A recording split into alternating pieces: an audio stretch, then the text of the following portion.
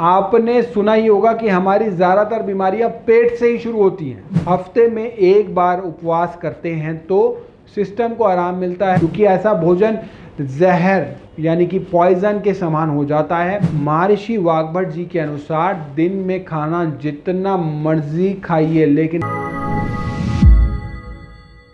अब हम दूसरे सूत्र की बात करते हैं। इसमें हम फैट्स की बात करेंगे कि हमें खाने में, जैसा कि कहा जाता है कि फैट्स बहुत बुरे होते हैं, हमें कम से कम खाना चाहिए या बिल्कुल नहीं खाना चाहिए। लेकिन महर्षि वाग्भट का कहना है कि ऐसा नहीं है कि सारे फैट्स जो होते हैं वो हमारे लिए खराब हैं, बल्कि उनका यह मानना है कि कुछ प्रकार का वसा यानी कि फैट्स हमारे शरीर के लिए बहुत ज़रूरी होते हैं। अब यहाँ फैट्स, और अब यह फैट्स कौन से हैं जो हमारे शरीर के लिए ज़रूरी हैं, उसकी जानकारी हमें होनी चाहिए। नट्स और सीड से हमें जो फैट मिलता है वो शरीर के लिए काफ़ी अच्छा होता है। और इसके अलावा गाय का देसी घी में जो वसा होता है वह भी शरीर के लिए अच्छा होता है, क्योंकि वह भी हमारी हड्डियों में तरावट का काम करता है। क्योंकि अगर हम जवानी में इस तरीके का घी खा लेते हैं तो वह बुढ़ापे में हमारी हड्डियों में दर्द या घुटने की प्रॉब्लम होने नहीं देता। अब बात करते हैं बैड फैट की, यानी कि जो फैट बुरा है शरीर के लिए, वह है तला हुआ यानी कि फ्राइड किया हुआ खाना। कोई भी फ्राइड चीज़ हमें नहीं खानी चाहिए। प्रोसेस्ड फूड, जंक फूड जिनके अंदर बटर, चीज़, मेयोनीज डाली जाती है, वह सब बैड फैट्स की कैटेगरी में आते हैं, तो हमें उनको अवॉइड करना है। नेक्स्ट सूत्र पे आते हैं। अब हम बात करेंगे फ्रेश फूड की। भोजन जो कि वह बिल्कुल फ्रेश पका हुआ ही खाना है। लंबे समय तक जो भोजन होता है वह बहुत लंबे समय तक रखा हुआ होता है, तो महर्षि वाग्भट के अनुसार बिल्कुल भी नहीं खाना चाहिए जो लंबे समय तक भोजन रखा हुआ है, क्योंकि ऐसा भोजन जहर यानी कि पॉइजन के समान हो जाता है। उनके अनुसार जो भोजन पकाया गया है उसकी 48 मिनट के अंदर तक न्यूट्रिएंट्स की वैल्यू इंटैक्ट रहती है, और उसके बाद धीरे धीरे से वह कम होनी शुरू हो जाती है, और 24 घंटे के बाद तो उसे खाने में न्यूट्रिएंट्स बिल्कुल ही खत्म हो जाते। तो इसलिए कोशिश कीजिए कि भोजन ताज़ा खाइए और तुरंत खाइए। लेकिन अगर आपको आपके ऑफिस गए हुए हस्बैंड या फिर स्कूल गए हुए बच्चों को ताज़ा खाना भेजना पॉसिबल नहीं है, तो आप थोड़ी देर पहले खाना बनाएं।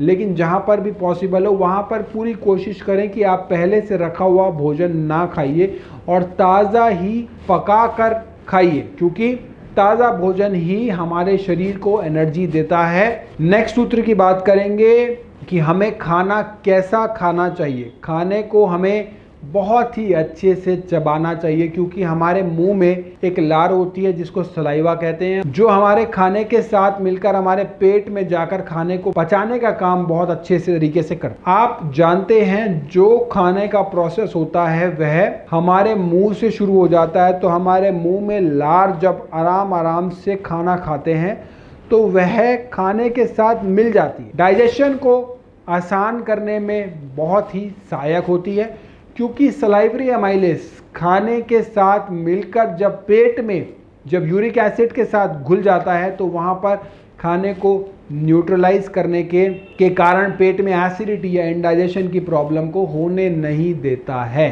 क्योंकि ये तो आपने सुना ही होगा कि हमारी ज़्यादातर बीमारियां पेट से ही शुरू होती हैं। नेक्स्ट सूत्र की बात करेंगे।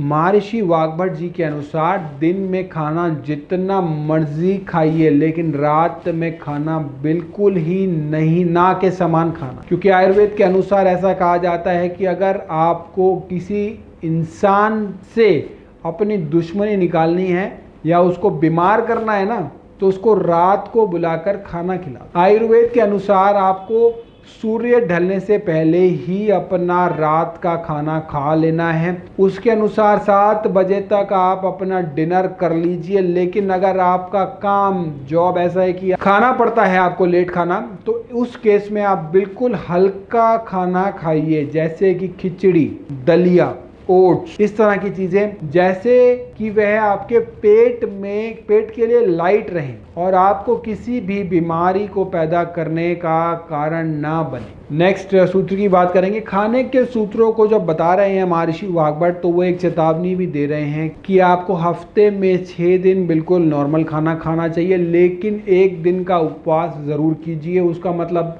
है फास्टिंग। एक दिन करने कम से कम आप एक दिन अनिवार्य रूप से फास्ट कीजिए। उससे आपके अपने पेट को और आपके अपने डाइजेस्टिव सिस्टम को और पूरे गैस्ट्रोइंटेस्टाइनल सिस्टम को आराम दे पाते हैं, और यह मशीनरी को आराम देने के लिए बहुत ज़रूरी भी है, क्योंकि हमारे डाइजेस्टिव सिस्टम की मशीनरी लगातार 24 घंटे काम करती है। जब हम सोते हैं तब भी हमारा डाइजेशन का प्रोसेस निरंतर चल रहा होता है, क्योंकि खाने को पचाने के लिए भी शरीर को 4 से 24 घंटे का समय लगता है। वह इस बात पर डिपेंड करता है कि आपने किस तरीके का भोजन खाया है। तो इसलिए अगर आप हफ्ते में एक बार उपवास करते हैं तो सिस्टम को आराम मिलता है, जिससे आपके शरीर के रोगों से लड़ने के लिए रोग प्रतिरोधक क्षमता, जिसको कि इम्यूनिटी कहते हैं, वह भी बढ़ जाता है। इसके साथ ही महर्षि वाग्भट जी एक बात और बोलते हैं कि जो लोग वेजिटेरियन हैं उनको पूरे दिन का उपवास अगर ना भी करना हो तो वह एक टाइम का मील ले सकते हैं, जिस दिन में वह हल्की खिचड़ी या दलिया लेकर फास्ट कर सकते हैं। लेकिन जो लोग नॉन वेजिटेरियन हैं उनको